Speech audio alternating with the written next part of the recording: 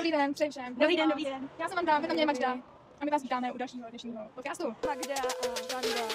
Podcast, budeme tam obě. Dobrý den, ahoj, arrivederci. Buongiorno, buongiorno, buongiorno. Dobrý den. Izabela Arce. Arse. Arse? Izabel Arse. Izabel Arse. Zapka. Má to nějaký význam? Arse znamená javor. Javor? Iva, Javor, říká se Jasán. Hustý, Javor. Takže byste byla Izabela Javorová. Jo. Kolikrát jste člověkem? Toľko, koľko rečí viem. A koliko řečmi umíte? Minimálně 5. Můžete je vyjmenovat?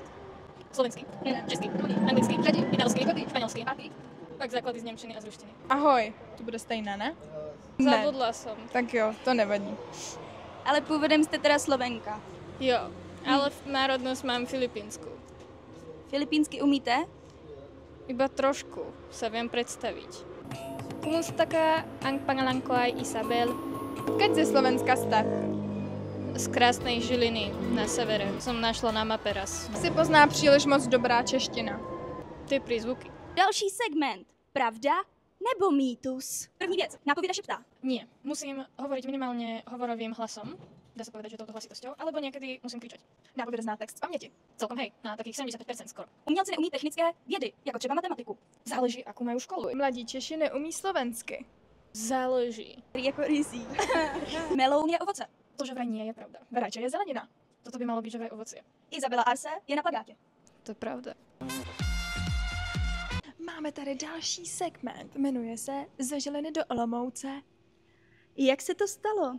No, vzhľadom na to, že som študovala operný spev, ale necítila som sa byť ako performerka, ktorá by mala stať na javisku, som sa rozhodla pre hudobnú vedu. Rozhodovala som sa medzi Brnom a Olomoucom, zobrali ma na obidve, ale rozhodla som sa pre Olomouc, pretože mi tu ide priamy vlak zo Žiliny. Chcete slyšet vtip? Ano. Víte, jak policie otevírá konzervy? Jako? Policie, otevřete! Ten byl dobrý. Kdyby někdo z našich posluchačů snil o tom, že se stane nápovědou, co byste mu jako poradila? Mal by vedieť pracovať s hlasom. Nebať sa kričať na cudzích ľudí. Existují nějaké predispozice k napovídání? Vedieť čítať noty a mať hlas. A vedieť minimálne foneticky čítať cudzie jazyky. Mhm.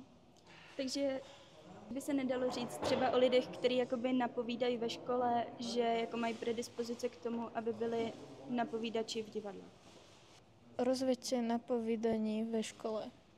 No tak Třeba jste zkoušená u tabule a máte kamaráda v poslední lavici a ten na vás šeptem a vlastně křičí správnou odpověď. Mohol by mať predispozície, ale skôr na činoherného nápovedcu, keďže v opere treba vedieť čítať noty. A co když je bude zpívat? Tak možno aj na operu. projevovalo se to u vás? Když jste byla malá, napovídala jste? Až tak nie, skôr som spievala. Při hodinách. No, Máte nějakou profesní deformaci? myslím, že nie, ale podľa mňa, vzhľadom na moje nadchádzajúce štúdium, budem celkom lpieť na to, aby ľudia vedeli texty. Chcete slyšet další vtip? Áno. Jde blecha k jámě a říká, já tu jámu přeskočím. Nepřeskočila. Vy se chystáte na jamu? Bystří posluchači jistě pochopili. To bol dobrý prelev. Hodláte využít nějaké jakoby svoje znalosti z konzervatoře v Žilině právě na této škole? V té Brně? Určite áno. Vy jste tedy nápověda, Áno, která se dostala ale na plagát. áno. A co je to ten plagát? Na to, aby prilákali ľudí. Na jakou inscenaci je ten plagát? Prodaná neviesta. Mohlo by se stát, že by vás prodali, nebo pojí vás tím nějaká zkušenost, že by vás vybrali na focení tohoto plagátu z nějakých jakoby důvodů? Koncept bol taký, že tam mali byť ľudia zo zákulisia divadla a manažérka poslala môj Instagram fotografovi a ten si ma vybral na základe môjho Instagramu. Váš otec je Filipínec? Áno. Prodávají se tam lidi? Myslím, že nie. Nie. Nemáte v tím rodině jako nějaké zkušenosti? Nie, nie. Takže se nebojíte, že by vás mohli prodat. Neviem to zaručiť. Zastáváte názor, že je opera lepší než činohra? Áno. Proč? Lebo v činohre mi chýba hudba. I v činohře může být hudba, ne? Ale nie na takej úrovni ako v opere. Co kdyby se to propojilo? To býva skôr opereta alebo muzikál. Je opereta neboli muzikál lepší než opera? Hovorí sa, že muzikál a opereta je nižší žáner opery. Čiže asi nie. Izabel, znáte nějaký vtip? Že viete, ako spoznáte, že zomrel Pinokio?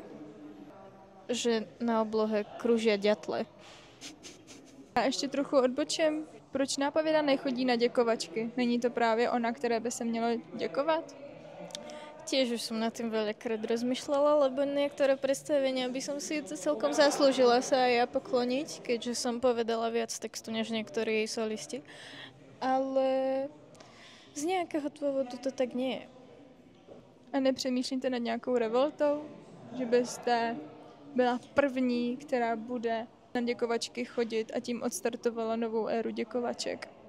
Napadlo mi to, ale bohužiaľ už v mojej napovedacej kariére nezastihnem takú premiéru, kde by som sa toľko podielala na texte, aby som si mohla dovoliť sa pokloniť. Jestli teda chcete, tak můžete teď povzbudit všechny nápovědy na českém i slovenském scéně, české slovenské scéně. Můžete i mezinárodně, můžete využít jakoby jazyky, které umíte, abyste jakoby podpořila i ty nápovědy, které jsou právě v zahraničí. Tak týmto povzbudzujem všetky nápovedy na celom svete, aby si stáli za svojím slovom. Štrajkujte, nebojte sa. Ďakujem za pozornosť. Grazie mille per la vostra attenzione. Sí. Máme tady poslední otázku na konec. Máte sklony k vynalézavosti? Celkom áno. Je to kvůli vašeho jména?